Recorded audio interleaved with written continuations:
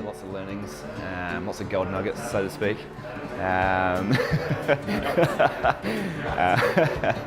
Just heaps of studies, just backing everything up, trying to remove all the kind of misinformation from the industry, and just all the science behind it, and enjoyed it.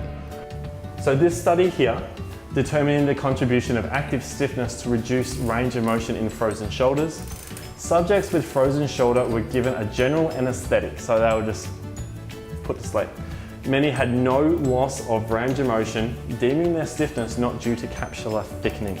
Or how much psychosocial factors affect people's pain and how they behave after that, and how we can influence that, and how all the things that we've been doing so far could be detrimental to their condition and their pain.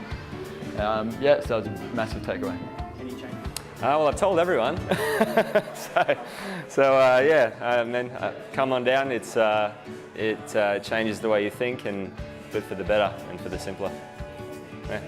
All right, and all of these things influence sensitization of the nervous system on all these levels. So we talked about, the brain and what that's doing. We talked about that descending inhibition, and we talked about that peripheral neuron adaptation in terms of ion channels. But they're affected all by sleep. They're all affected by stress, emotional distress, diet, lack of physical activity, lack of recovery, so on and so forth. All right, so they're all influenced by the same thing. So do we need to know at what exact level that their problem is on? Like, do we need to know it's a peripheral nerve problem? Or do we need to know it's a descending inhibitory pathway problem? Or do we need to know that it's a neurotag problem? Does that make any difference to our treatment? Well, it's challenging. It's good. I mean, having that in the forefront of my mind when I'm treating patients to help them build self-efficacy and trying to reduce anything that takes away their self-efficacy just makes so much sense.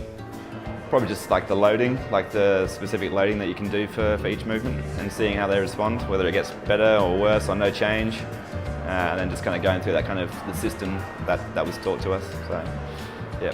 And this is a big one that we might be aware of the word and its outcomes, but trying to not create a nocibic message in what we do is really, really hard. It is a skill that you need to work on, and it can be as simple as saying, oh, I'm just going to give you this strengthening exercise. It doesn't sound that damaging. But by me telling a client that I'm giving you a strengthening exercise for your back or your neck, it's telling the client that I have a weak neck or back.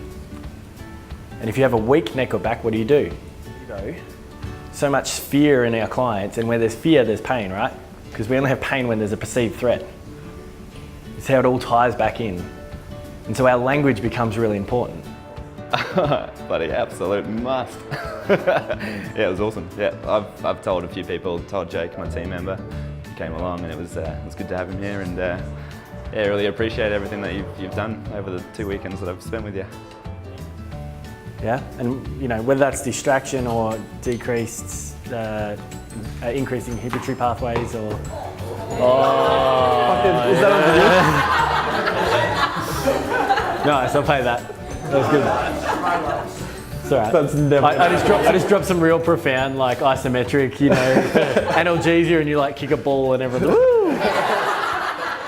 We have a Facebook page.